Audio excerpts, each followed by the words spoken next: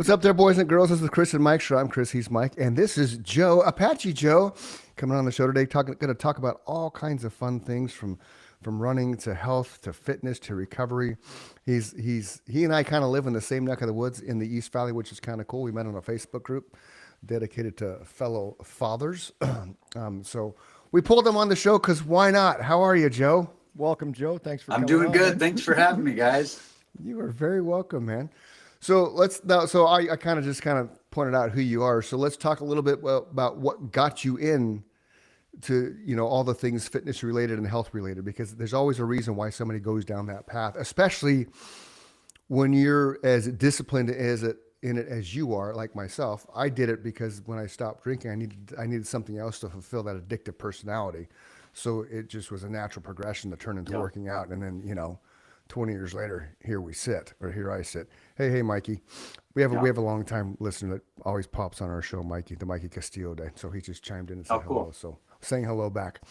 So go ahead, Joe. Introduce yourself. Give us a little bit of a background, who you are, what you're all about, and we don't need to talk about your CIA stuff and your Blackwater. You bet. Yeah. Special ops business thing that you do. We'll just keep that hush hush. Don't tell us where the bodies are buried. All right. No. Yeah. So my name's Joe, and I grew up in a town east of here called Apache Junction. That's how I got the nickname Apache Joe. That's where I my ran first band in practiced. high school. Yeah. That's, No, wait, go where ahead, at? Mike. I'm trying to remember what road I turned off out there. He lived in a trailer park community out there. I think it was an over 55. Oh, yeah, there's a bunch of them. I was a banker out in Apache Junction for a while, and my clientele was a lot of retired folks. Most of them were retired, yeah. Yeah. So, I lived out there until... Go ahead. Go ahead. Go ahead. You're good. Oh, I was going to say, I lived there until I ran track in high school and for my freshman year of college, and then I decided to start drinking. Turns out I was really good at drinking, so I really good at that. And the worst part was I didn't have hangovers, and I wasn't like a jerk when I drank. So afterwards, people would be like, "Joe, that was the most amazing night ever. We had so much fun." And it was like, "Yeah, that was great. Let's do it again." And I did for a lot of years. And then I got married. And we had our first kid. We did a home birth, and I thought I would be a really good dad. Yeah, we did a home birth on all of our brats. Wow. So stop there. That's crazy. How does the home birth thing? How does the home birth thing play out? Because you can't. There's no epidural, right? Dude, there's nothing. There's absolutely nothing. So there's a crunchy granola lady sitting next to your wife, going, "You've got this." That's all there is. And there's a tub of water, and that's it. Like it's 1832 again. Yeah. So there was a documentary called The Business of Being Born. And I watched this with my wife, and it's all about hospitals and Western medicine and how, whatever, right? I didn't get too into it. And my wife goes, "Oh my gosh, that's what I want to do." And so we decided to go the home birth route, and we're about 13 hours in of very hard labor. She is in a rough place. I'm like, "Oh my God, what have I done to my wife?" I thought I was the worst husband ever, because I'm just sitting there "Hey, you're doing good, honey." And then afterwards, when our son was born, I was like, "Are you okay?" And she's like, "I wouldn't have done it any other way." And then we did 2 more kids that way. And it was, yeah. So awesome. with traditional, when women have babies in general, the first one's always the hardest. My wife's had 2. So was it the same with you guys? The second, third, a lot easier? Yeah, so the second was much easier. The third was more difficult. The baby was still in its sac when it was being born, so it didn't come out as easily. It was it wasn't an easy labor, but it was it was a safe enough birth. But it was all of them were harder than I thought it was going to be. It was kind of crazy, but she did great. Let me ask you this, Joe, just because that's what we do here, and now we went down this road. Is the midwife the only legal ramification? What's the legalities of doing it at home?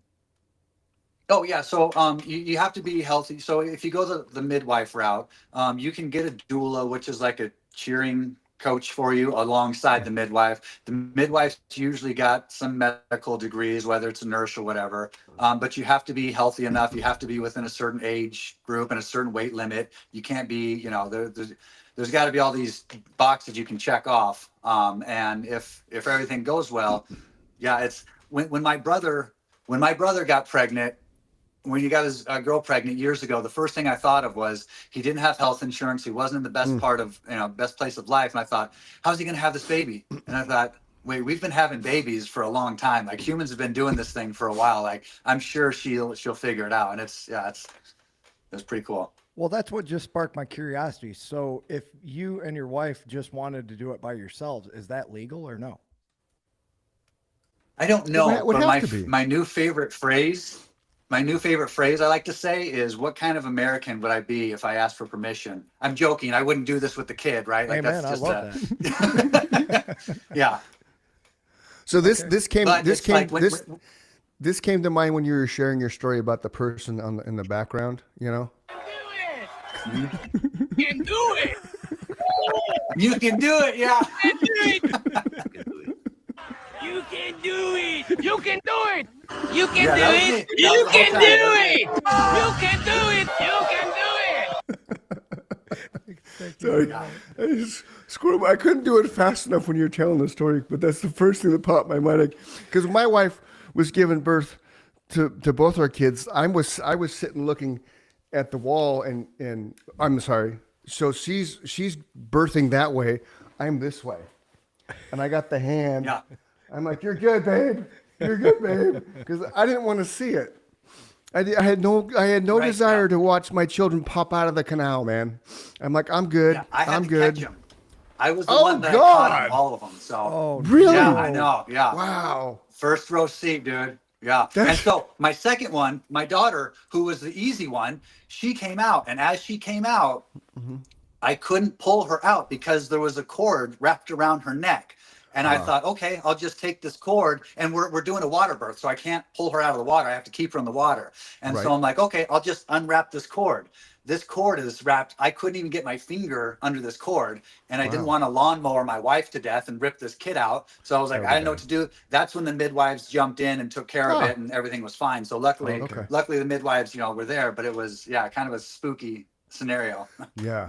Yeah. See, my spooky scenario after our daughter was born, I left to tell everybody, hey, and I came back in and opened the door of the room, and she's still exposed, but it's just flowing blood. She was bleeding out, and I'm Yeah. like, oh, fuck that. And I went right into the bathroom. They grabbed Sky, put her in an incubator. She's gone, which we didn't realize it was a traumatic birth at all. So finally, Right. one of the nurse comes, gets me. She's like, you can come out of the bathroom now. I was like, I don't need to see that. I'm like, I'm good. Yeah.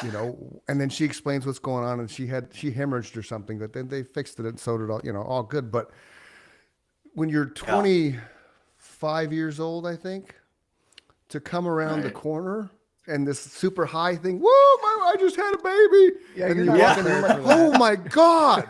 It's just nothing. I mean, Yeah. literally, I'm not kidding. Blood everywhere. That I mean, image is probably blasted in your mind. Oh God. It took forever for me to come back to that, how do I say this delicately?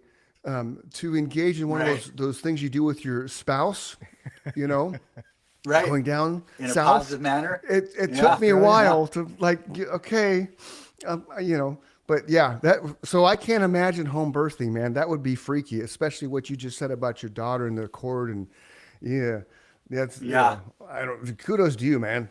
I couldn't do it. I can't even watch Yeah, that stuff on thanks, yeah. TV. I'm just not built like that. I have to Yeah, look away even when it's on television. I can't do it. Yeah. The only reason my wife and I did it is because there was no other option. Like my wife, like people always say, oh, I would have taken all the drugs I could. And my wife said, so would I if they were offered to me. Like we were at home. Like the only reason I didn't take an epidural is because no one was there to give it to me. So Right. So hindsight 2020, she would have at least wanted an epidural. no. So the epidural takes away a lot of stuff. There's this crazy high that happens after a woman gives Oh. birth that I didn't know about.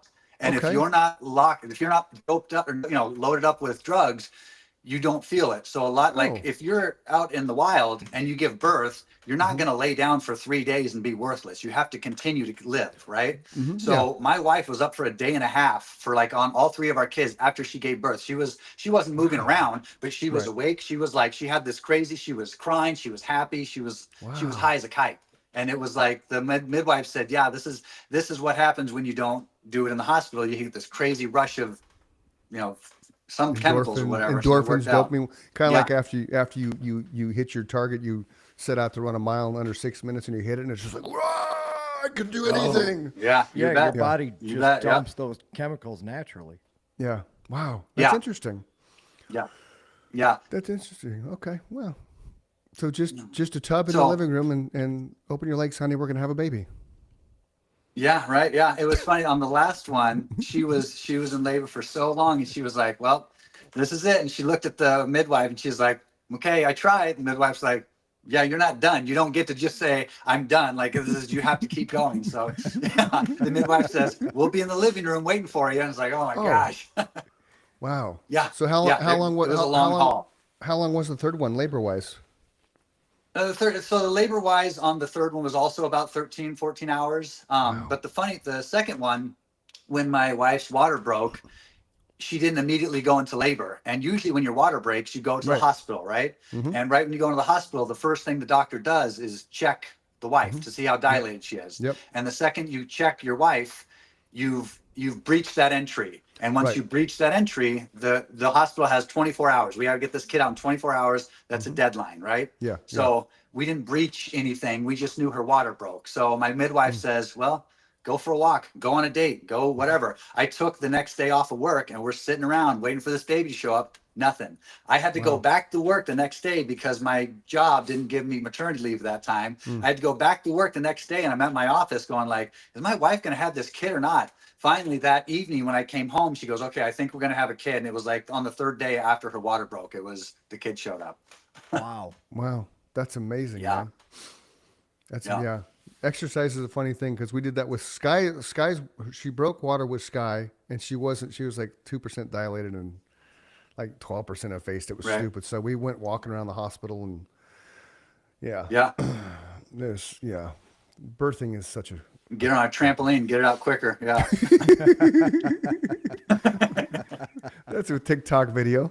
So now that we've opened up the world of we opened the world of birthing, so let's take from there. So and I was kind of the same way when I was drinking too, Joe. Just so you know, I never really had hangovers. I was never really a jerk. I was a functional alcoholic, so I always thought I was the life of the party. That my wife has different opinions to that, which is fine. Right. But that was my thing too. I never had a hangover. I never woke up, I woke up a few times, probably a dozen times over the years of like, what did I do last night? But it wasn't, Yeah. I feel like I never hangover felt- is a blessing. Right.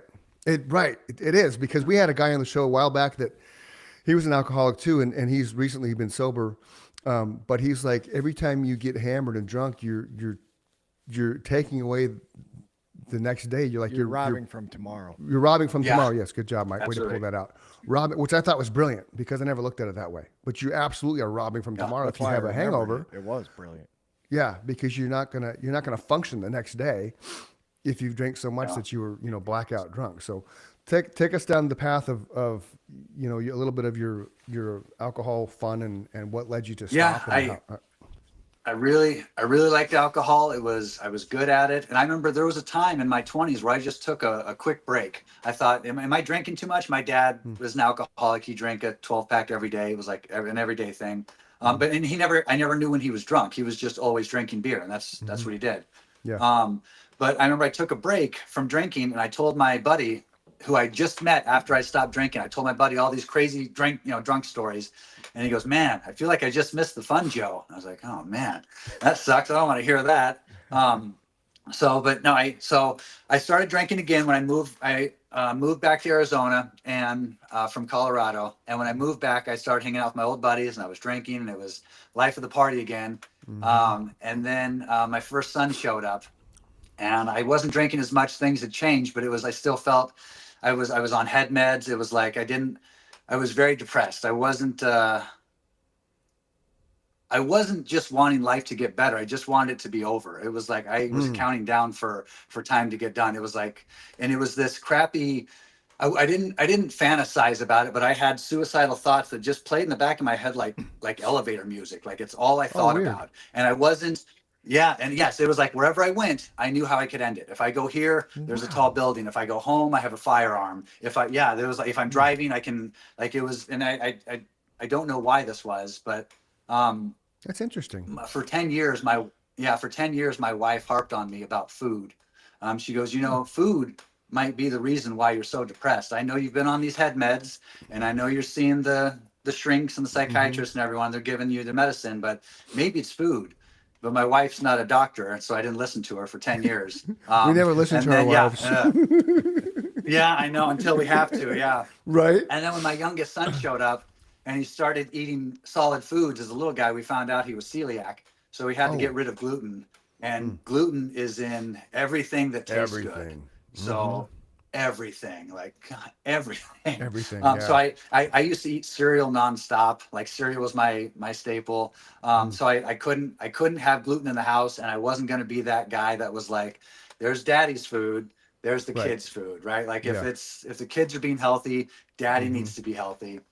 And it was after 6 months of eating gluten-free and being a real asshole to my wife. Like I wasn't purposely being mean, but it was like, I remember saying, I used to say stuff like, well, I guess I'll just go to sleep so I can dream about the stuff that I like to do. Right. And I was like, what the hell are you talking about? It was like, after 6 months of not eating gluten, I started to wean myself off of the head meds and started to like join a gym and started to get healthy. And I was like, wow, maybe food was the reason.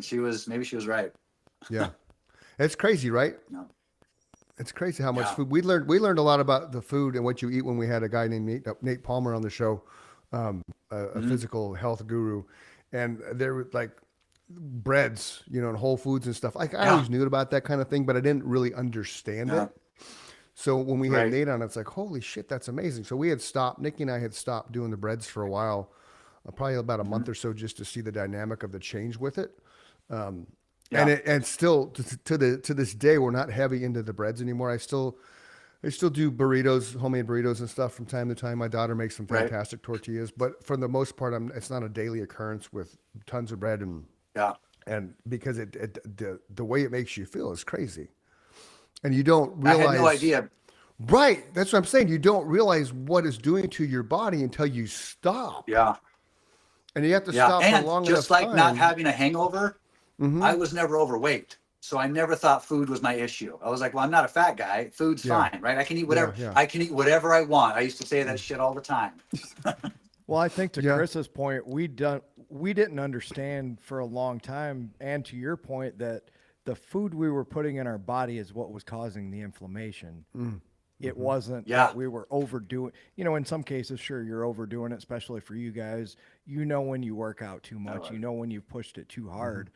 But you would have never dreamed in a million years until the last probably 5 or 10 years when science caught up with medicine that food was actually causing these problems. I've dealt with dietary restrictions my entire life. I'm allergic to dairy. My mom's allergic to seafood. She's allergic to nuts. We have to be super careful when we go out to eat or, to your point, at the grocery store, you got to read every label. You find out what is in what when you can't have a certain thing. And gluten is way worse than any of the two that I just mentioned, or three. Yeah, and we didn't just slowly wean all the gluten out of our pantry. We went through it with like a garbage can, was like got rid of everything. And the whole time I'm in the background like, no, like my cereal. I've got a box of Cinnamon Toast Crunch in my car that I got as a gift 5 years ago from a buddy. And I leave it in the back of my car just in case the apocalypse ever shows up. But like I look at it and I remind myself, you're not allowed to eat that crap. Well, you said it, Joe. Gluten is in everything. It's just, people have no idea until, like you said, somebody stands in front of you and says, you can't have gluten anymore. Now you're going through the grocery store and it's like, Christ, I can't have anything. You can't have soy sauce. Yeah, like it's crazy. Well, and that goes back to, I'm sure you've seen the pictures online that surface every now and then, like a beach scene in 1970, right?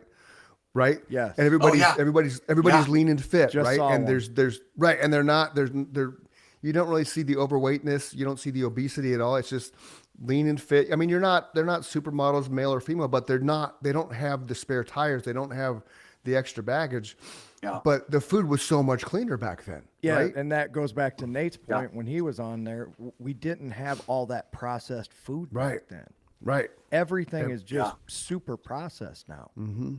Yep. It's crazy. Yeah, the food I eat now is super simple, and I know a lot of people wouldn't like it, but it's like I'll make a bowl of ground beef and I'll put honey in it, and that'll be my breakfast. Like Nice. or bacon and eggs. Like it's like Delicious. it's like super simple. And at first I still craved McDonald's. I still craved the garbage food. Like I still knew that, but it was after long enough time. Now, like I know if I had a Big Mac, I would go bananas, right? It would taste amazing. But I don't Yeah. let myself do that. But after a while of not eating it, now I'm craving a bowl of ground beef. Now I'm craving just a plate of bacon. That's it. Like it's Because you've I think it's rewired good your once you- brain yes, to say that that's pleasure now. That's your pleasure center. yeah, But that takes a while. Yeah. I think Chris has said it. How long? yeah. It wasn't What an is it, 90 overnight sort of days? thing. It was not easy. What is No, it? you got to do 90 something days to 10,000 times. Right. You got to do something reprogram 10,000 your- times yeah. to become a habit. Right. Right. So I'm gonna have to try the ground beef and honey. That's interesting. I've never heard of that because I could tell you my diet and you'd be like every day. I'm like every day except for dinner. Nikki used to hate it from when I first started it, but I'm like, I'm the easiest person in the world to shop for. When we go shopping, it's like I need this. That's it. Yeah. And Yeah, it's we have just- that in common. I'm pretty much a creature of habit because I can't have a lot of things. Right. So let's go back to your drinking, Apache Joe. So you're the life of the party. Come back to Arizona, and I had the same thing when I stopped drinking. Man, all my friends were like, "Whatever, man, it's not going to take. You're Yeah. just going to stop for a while." And then Because I- secretly everyone wants you to fail. right, and then Absolutely. ironically enough, I don't really have any of those friends in my life anymore. I had one for a while. you don't hang out with them. Yeah. That's right. Yeah, but yeah. So go ahead, continue that path because that was interesting. Yeah, so it was actually once the food changed and I found the gym. My son came home from jujitsu practice, and I hadn't run in 23 years at this point. I had been working out, but I wasn't a nut. And my son came home from jujitsu practice, and he said, "My coach said if I want to be better than others, I have to train harder than others." And I said, "Ooh, I like that." Yeah. He said, "Will you go run with me?" And I said, "Oh man." Yeah, I guess. And so and I didn't have a leg to stand. Like I didn't know why to say no. because I you said, can't "Yeah, say no to sure." your son. So I know. Yeah, we went for a run, and it was like after that run, it wasn't easy, but I kept doing it, and then I started. I went out and got a pair of running shoes, and kind of I went downhill from there, or uphill. I don't know what you want to say. Yeah, yeah. That's awesome. So once yeah, I got- once what- you what- oh. you got the food. So once you got the food, you weaned yourself off the head meds. The head meds. And the what was next big thing. Yeah. The next big thing was nose breathing, which sounds silly, but it Dude, was no, nose I've been breathing and watching running. you. I've been watching that you do that on Facebook, dude. That freaks me out because I have asthma. Yeah. So Oh. I've Same here. I used really? to have asthma. Okay. Yes. I still Okay, do. so here's, and unfortunately. this is for me. This is for me, and Okay. I might still do. I don't say I will anymore, right? I tell myself I'm cured.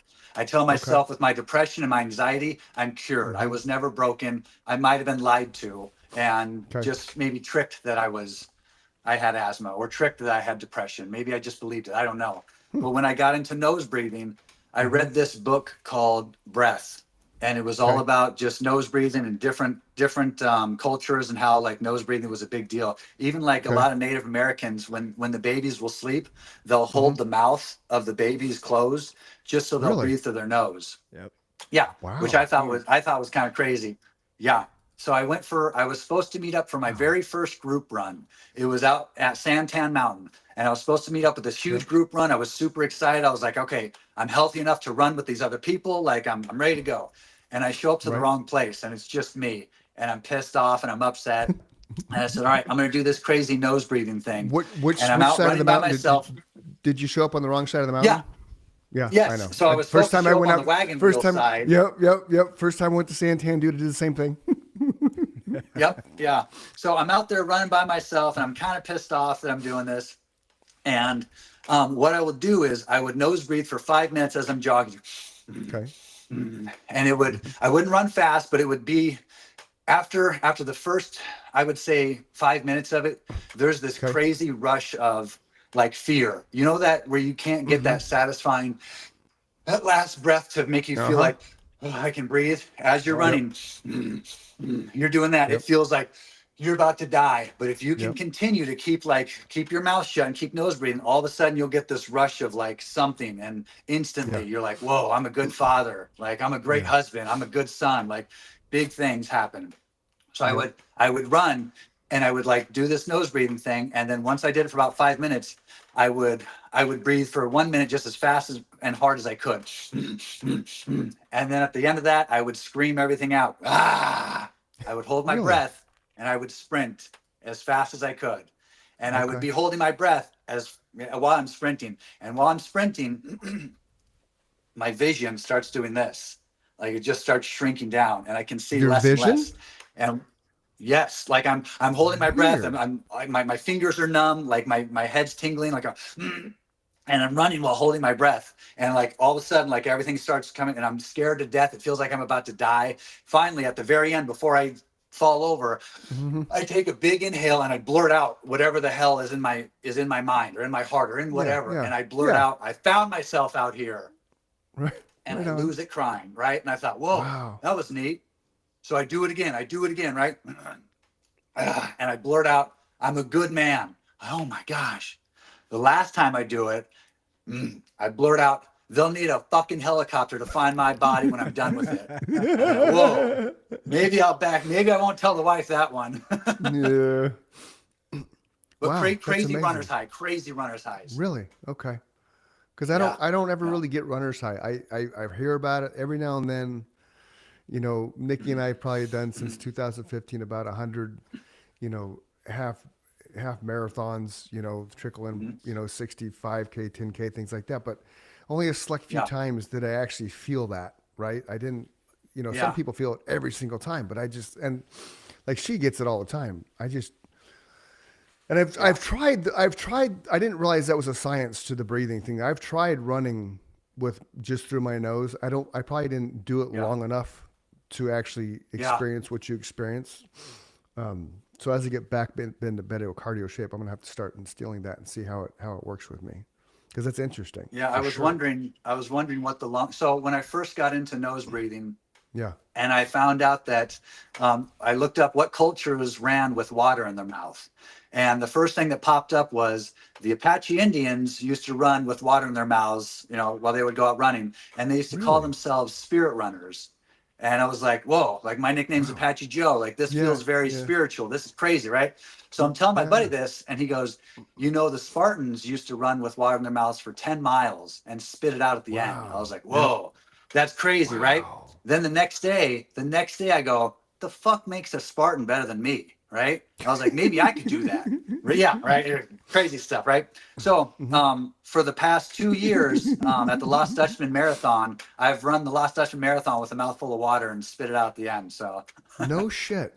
That's awesome, man. yes, I don't know what the Guinness Book of World Record is. I have to give them Wow. 12 weeks heads up to come out and watch me. I'm going to be doing it again in February, but Yeah. I'll take a drink of water. I'll put some tape on and Now, the last time I was running, Go I ahead. put tape on too. Yeah, so I'll put water Okay. in and I'll put tape on and I'll put Apache Joe on it just so people, because if you run with just water in your mouth and people don't know why you can't talk to them and you Right. you look like a psycho, right? So Yeah, if I have yeah. a piece of tape on, they know, okay, here's the reason this guy's not talking to me. So, but the last time I ran it, I'm running and I hear these two guys behind me during the race going, there's no way anyone could do a whole marathon without drinking water. And I turn around, I've got this tape on my mouth and I go, And they're like, oh, that's that Apache Joe guy. So you did the whole marathon with it? All Yeah. 26 miles. Fuck, dude. Yeah, that's crazy. No, Wow. I want to Now- do a 50K. wow. Yeah. But yeah, Wow. 26 miles. I had heard that about the Spartans. I've never heard that about the Indians. That's I never heard about Yeah. either. You know, learning. Yeah. man, that's crazy. Yeah.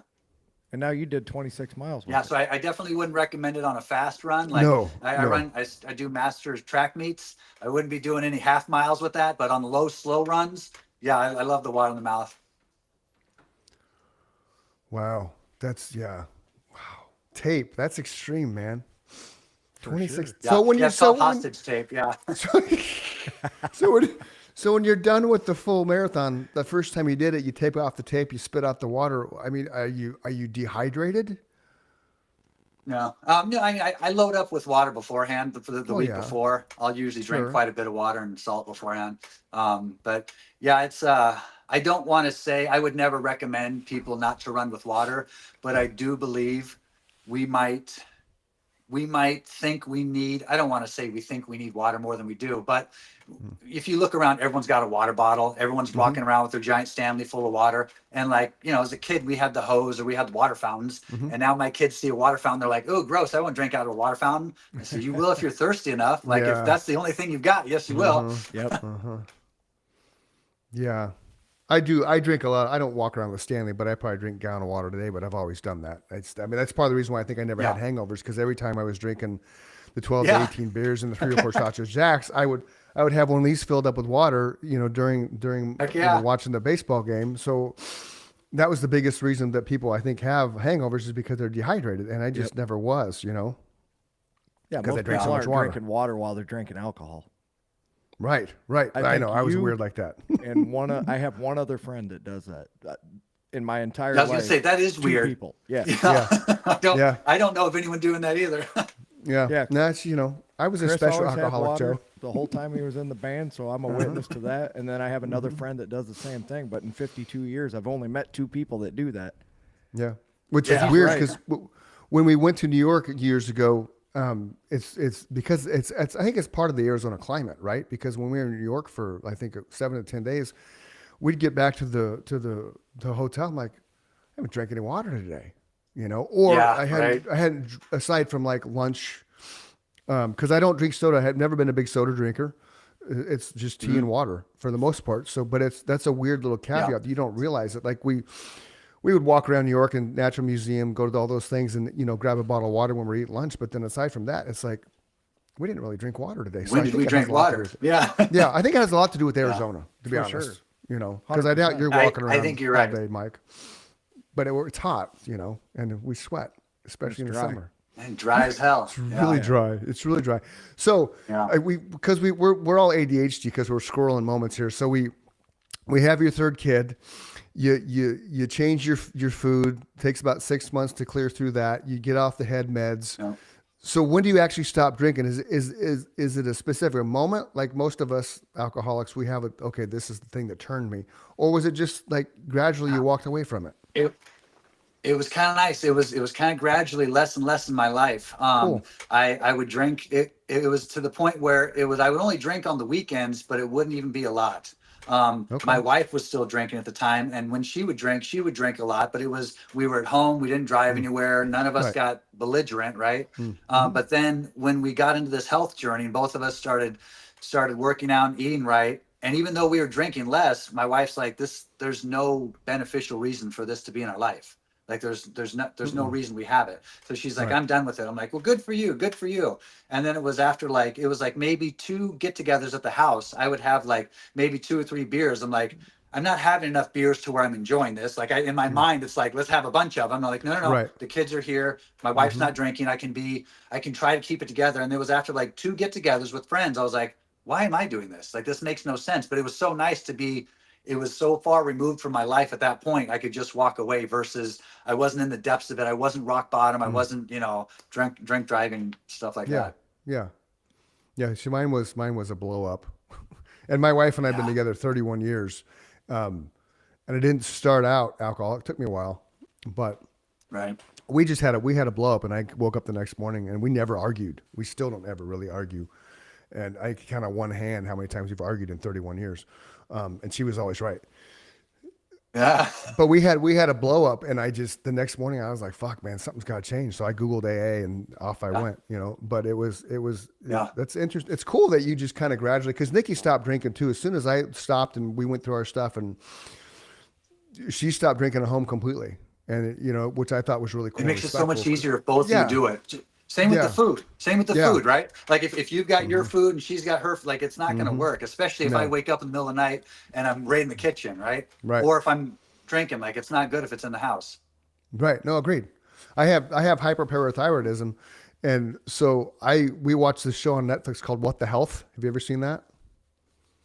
Mm-mm. Yeah, it's a good documentary. No. What the Health, like instead of what the fuck. replace Okay. fuck with health. Yeah. Yeah, I'm sure it's somewhere still, but there's a lady on it that had hyperparathyroidism and she went vegan. And I'm like, well, I'm going to miss for years is dead meat. So why not try it? So Nikki being Nikki, she went on the journey with me, but about 3 months into it, she's like, oh, hell no, I'm not doing this. But to her credit, she still helped me find things that were vegan and because I wanted to do it to see if it kept my calcium levels at bay, which it did, ironically. I did it for about 18 months religiously. And then we were training for her. We were training her to do a full marathon and we had a 10-mile run day. And I felt like after, cause you have to eat so much protein, vegan protein, and it's so heavy and you feel like shit.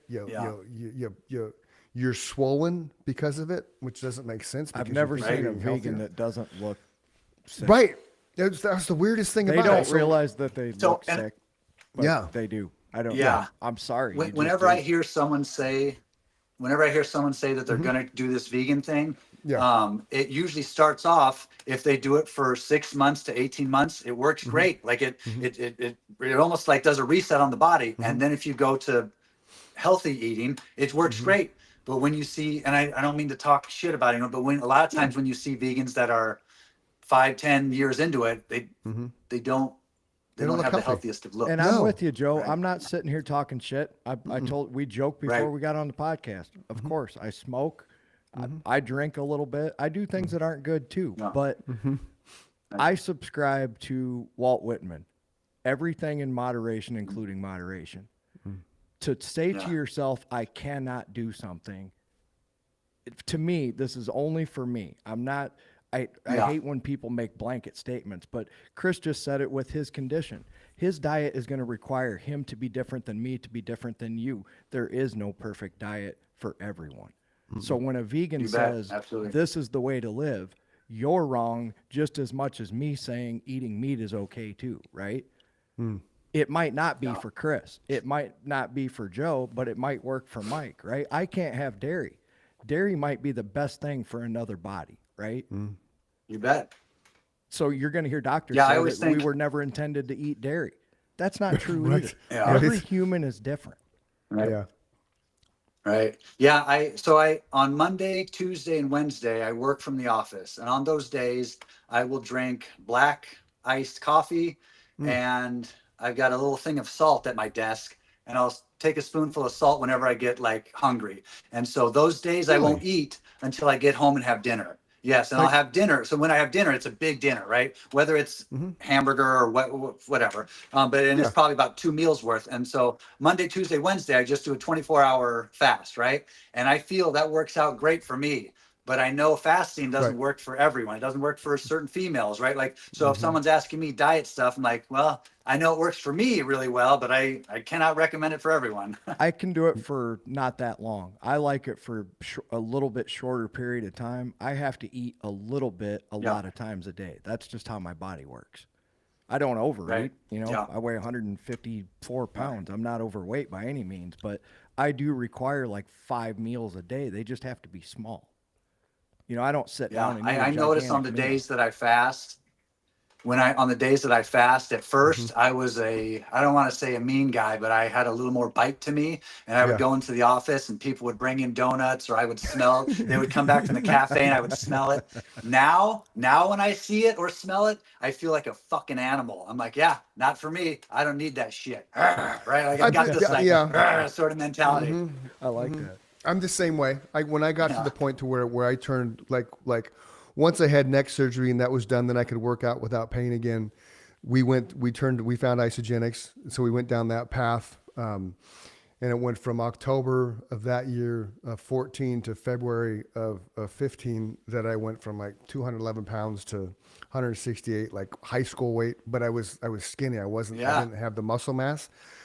So once I got back down to that base, then it took years to build the muscle and all that kind of stuff, which was cool. But as we evolve from eating shit like everybody does, at some point in time in life, to starting to eat healthy, you definitely see this swing in your mindset. So to your point, being in real estate, realtors eat like shit, man. All the events are donuts and pastries and and just crappy ass stuff that food. tastes good, right? For right, customers. right, Yeah. right. It's the sugar rush and all that kind Mouth of jazz. pleasure. Right. So I'm that guy that would walk Yeah. into my office with a box of Krispy Kreme, a Krispy Kreme donut box. They'd open it up and carrots and celery and cucumbers and shit, because I would just get the box and bring it in the table in the back, and like, you know, they open it up like, what the fuck is this? Oh, Dunham's here. You asshole. Yeah. That's why I love this guy. but you got to rewire your brain, like you said. If you went to McDonald's right now, man, you'd be off the hook, right? And little man, my grandson, every now and then I have him for weird spots in the day. He loves chicken nuggets and stuff, and I could easily just grab a quarter pounder with cheese, but I don't. I don't do fast food. I don't do junk food. It's so far removed from our lifestyle. Number one, because it's shitty food, but number two, it's so stupid expensive to eat out now that it's not even a thing. I mean, I make my lunch and take it to work when I go to the office. It's just you change. That's the one You good thing change the about habit. fasting. You can be a lazy ass when it comes to making your food, because you don't make that much. Right. Yep. Right. Yeah. I've done the 24-hour fast. I haven't done it like you're doing it on the level of 3 days. So I wanted to ask you about the No, salt things. I'm sorry. That's all I'm doing is a 24-hour fast, 3 days in a row. So on I got you. Yeah. Okay. And I haven't done any fast longer than 24. I know it's beneficial. I haven't gone there yet. I did when we first did the isogenics, we did 50. It ended up being 52 hours, but with isogenics, wow. when you do, they call it a cleanse. So they have these little. What is products. isogenics? I don't know how to explain it really. It's shake based. Like you'd wake up, you'd have a shake for breakfast, and then you just follow this kind of regiment. But it's Oh, okay. It's like a food protein plan. shake. Yeah, protein shakes, things like that. Vegan, non-vegan, whey protein, stuff like that. It's supplements, for lack of a better term. And it worked. Okay. I mean, it worked really good. But my thing is, and my problem is, and it's part of the addiction, when I see something that works, it's just tunnel vision. That's it. Yeah. Like I'm not turning around. That's it. When I saw that isogenics had the benefit it had, I kept doing it probably for 2-3 years. And then it just got to the point to where it's like, okay, do I really need to keep doing this? Like I need to start building up and muscle mass and things like that. So I ended up, weaning off. I still have protein shakes when I get done working out, just to have them, but not to the level that I was. But when isogenics cleanses, they call them cleanses, they would have these little, I don't want to promote them because we're not getting anything out of it, but let's see if I can pull up their website and show you. It was pretty cool though. I mean, it legit, it had these weird little things you would take every couple hours. There's a plan that you would do with it. And you just follow it. And it's like anything else. If you follow the plan, if you follow what's laid out in front of you, it works. Right. But you have to, structure a helps. lot of people, exactly. And a lot of people wouldn't, it's a weight loss thing. So it's like it's before Ozempic became what it is. Ozempic, however you say that. That's it. Yeah. But yeah, this kind of stuff. So you have your shakes. Okay. You have performance proteins. You have the different things that balance your body. You have their natural snacks and things like that. It's all this stuff, right? So it promotes health. Gotcha. It was a local guy in Arizona who did it, and he kind of came up with it, and it obviously took off because He's got the big building off the 202. Yes. Yep. Exactly. Okay. He actually lives. Okay. Yeah, he lives, or at least he did. He lived on, where Bachelor High School is, obviously. Yeah. Yep. So if you take Val Vista past Riggs towards Hunt Highway, there's one of those county island houses. He lived back there at some point in time, giant outside metal structure barn, which was his kind of Okay. laboratory where he just started tooling around with stuff. Okay. And it promotes health, but it promotes health in the most natural way you can, because we all know, we've talked about it on the show, and I'm sure you have the same type of thing with what you've heard about Ozempic and shit. It's a quick fix. It's like you're going to lose massive amounts of weight, but it's like having that surgery. You're going to lose massive amounts of weight, but then what happens then? If you go right back to what you were doing, you're screwed. Right. So this is kind of I what watched this Okay. documentary. Yeah. There was Go this documentary. I think it was on Netflix, and it was about The Okay. Biggest Loser. Yes. And Oh, I about did how too. all the people Yeah. I've seen Yeah. that too. that dude that got his stomach stapled or whatever, had the procedure, and then had the procedure of getting all the skin removed. Yep. And then went back to 500 pounds. It was heartbreaking. It was like, man, was, you right? like now, not only is his stomach stretched out even further, his skin stretched out even further. And I remember in one of his interviews, he goes, there's diets that say you can't eat breakfast. What kind of life is that? And I'm like, I don't eat breakfast or lunch, but I love my life, right? And I look in the mirror and I go, you're an animal. I love the way you look, right? And I see this guy and it's like, my heart breaks for him. Like that's a hard ass life.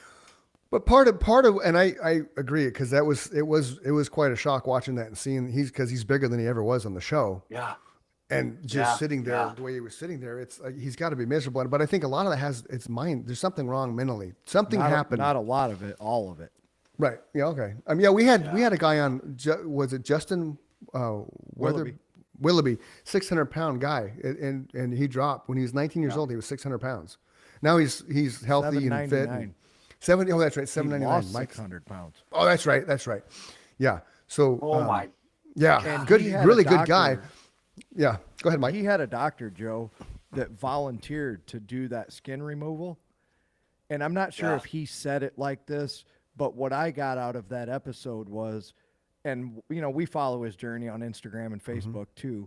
He is so careful to not do what we just described of that documentary. Like he's hyper aware of the gift that he was given of a second chance at life. Yeah. Just like I am, just like you are, just like Chris is.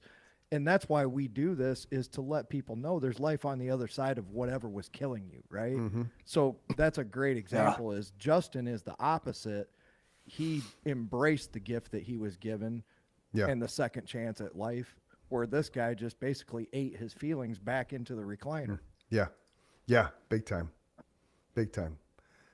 So here's one of the things that I'm not going to get on the isogenic soapbox, but this is what it is: isolene performance protein. So this is kind of what you start with, because it keeps you full. It helps you just get in the mindset of healthier eating, that kind of stuff. So it's a 280 calorie shake. It gives you all the rundown of what's there.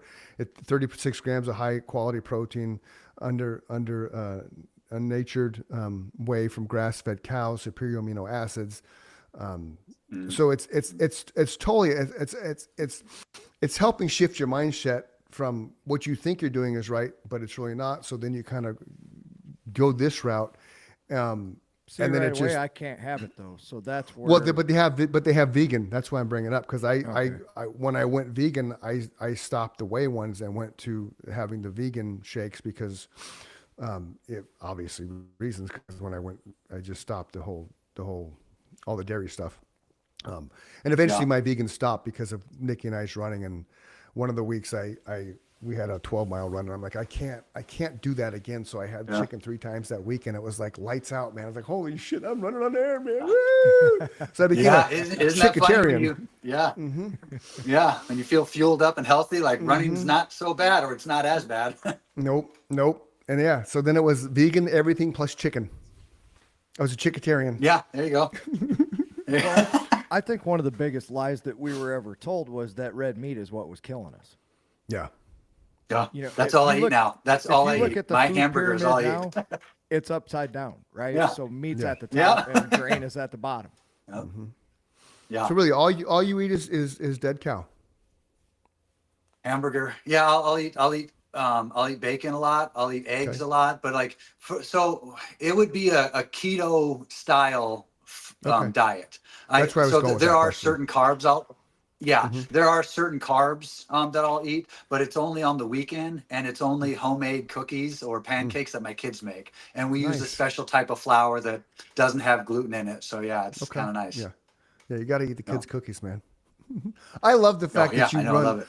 I love the fact that you run with your kids, man. I love that. That's awesome. Yeah. So my longest race was about a year ago. It was Javelina 100, and it's out of McDowell Mountain. Familiar. And it's a 100-mile race.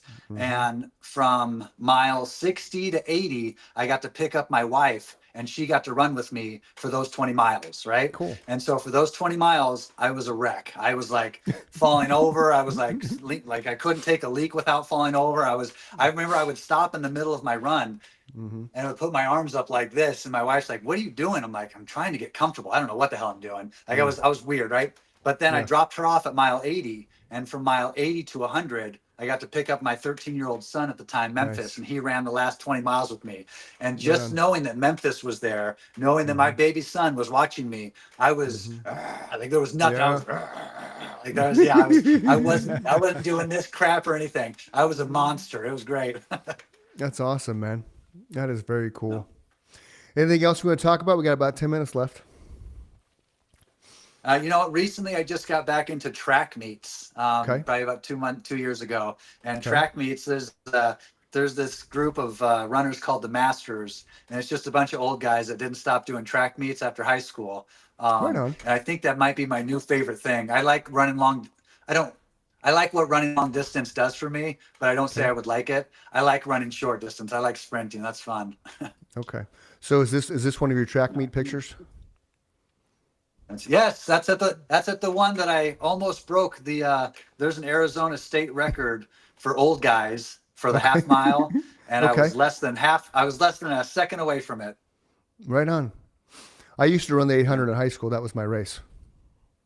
Yeah, same here. That's what I'm on Team USA actually. I got to run at Worlds last year. Oh, for sweet. Team USA. Nice. So, Right on. Yeah. Right on. That's your it was daughter? pretty sweet. Oh no, this is your son. That's my boy. That's son. That's Memphis. He's got long hair. Memphis? He goes to a school that's very. It's got a lot of people in a certain religion. I won't say what it is, but I'm Okay, in Gilbert, that's so we fine. can probably connect those dots. Right, He gets right. made fun of for having long hair. He gets Yeah. made fun of for his dad not going to heaven, right? He gets made fun of for his family not being the same. But it's kind of nice when he's out running with me. He's he doesn't care about those things, or at least he doesn't talk about them. Yeah. You know No, what, I see him in. Yeah, go ahead, Mike. Sorry. You know what my defense mechanism for that was, Joe? Because I had long hair for a long What's time that? too. I would just find Yeah. something about you that I didn't like and pick at Yeah. that. So teach him that. Yeah. So okay, that picture. Go back. Which one? The one where it hit this one right there. And I don't want to talk about it too much because we're not really supposed to. But the one before with him and I with our shirts off, that was at our first sweat lodge that I got. This that one? one. Okay. And so and so Memphis was there. He's got long hair. He was also there with another young boy that had long hair. He was a native kid. Cool. And so that was one of my proudest nights is when Right on. Memphis made it through his first sweat lodge. So we're gonna wrap the show up with that because sweat lodges have always fascinated me. So what entails that? I mean, obviously the sweat lodge, you go into a big thing that's hot as hell and you just sit there and sweat. I mean, is it? Can you give People us ask, details like, on that? Kind of, yeah. People ask, is it like a sauna? And I said, yeah. Kind of like a 5K is the same as a 100-mile race, right? You're both running, but it's way different. And I thought, so the very first sweat lodge I went to was just with me and a bunch of other men, right? And when I went there, this guy goes, have you ever been to one? I said, no, but my name's Apache Joe and I like to run during the day and I'm blah, blah, blah, right? And I'm trying to be this thing. And he goes, you've never been this hot in your entire life. And I go, what? And we got in there and the flap closed and I realized I've never been this hot in my entire life and I'm about to die. When we left one of the last sweat lodges, I was looking at my knuckles to see if there were blisters. Like I thought it was that hot when I was covering my face. I thought I had blisters on my hands. Like it was hot. So it's, but something happens. It's almost like a 100-mile race. Like when you put yourself through something that difficult or running with water in your mouth, when you put yourself through something that difficult, you get a rush of, maybe it's just like, oh my God, I didn't die. And that's what I'm so happy about, but there's something to it. Yeah. And so like in the midst of that, kind of like, how people will take mushrooms and they'll drop acid and go to the desert and peyote and stuff is it that? Do you have right? Do you is it kind of like a? Yes. I don't want to say okay. I don't want to say religious, but spiritual, like just Absolutely. The very first time. Yeah.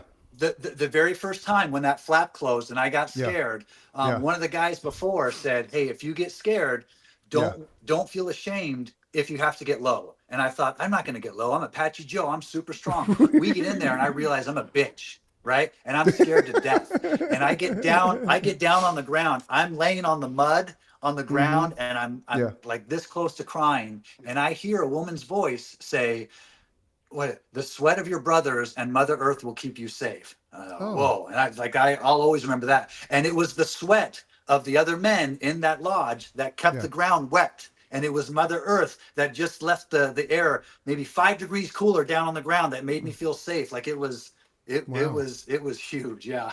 That's fantastic. And obviously this is the family. That's the group. That's the gang. Yeah. Yep. That's the crazy woman who had home births without epidurals. That's right. That's my Caitlin. She got me healthy. Yeah. She stuck with me. She saw the potential. Thank God. Yeah. And that's Memphis, right? Yep. And then who's this one? And then we got Marlo, my daughter. Okay. And then Mac is my youngest son. Right on, man. I was trying to find a picture of your mouth taped Apache Joe, but I couldn't. Yeah. I thought that'd be a fun little thing to end with, Apache Joe taped mouth shut. Right on, man. It's the only time I'm not telling stories. Well, that's okay, you know. But you are telling a story in a sense, man, because you're people are like, I mean, because I've done the Dutchman 3 or 4 times, not the full. I've never done a full. I was going to do a full, and then all of a sudden COVID hit, and then I was going to do a full, and then realized I stress fractured my right second metatarsal of my right foot. So it's just, you know, I'm just not supposed to run a full marathon, which, you know, whatever. But if I would have been running in the Lost Dutchman and you passed me or I passed you, I would totally been like, what the fuck? Yeah. Oh, I got second. So in my age group, I got second place. With water With in tape, your mouth. So yeah. That's amazing. How old are you? Yep. 43. Okay. 43. What's your best marathon time? So I've only ran it with water in my mouth. I don't know what my regular all-out marathon time. Yeah, that's fine. But 3:30. 3:30. Wow, that's amazing. What about a half? So I've only done one half, and I think it was 1:30. I don't remember, but I didn't do water in my mouth. That was the first race I did. So, but my half mile at 43 is at a 2:03. So that's what my half mile is. And I did a mile. A couple months ago at 4:49. So yeah. Okay. My best mile at 53 years old was 5:55, and I did them back to back, because they were both Orange. That's damn good. Thank you. Well, the reason why is my son's a Marine, and so he had messaged me one day. He's like, "Dad, I did a mile in 6 minutes." I'm like, "Okay, I'm gonna come get you." He's like, "Okay, old man." It took about 18 months. It took me 18 months because I started. My best was like 8:38, so it worked its way down. And they were indoors.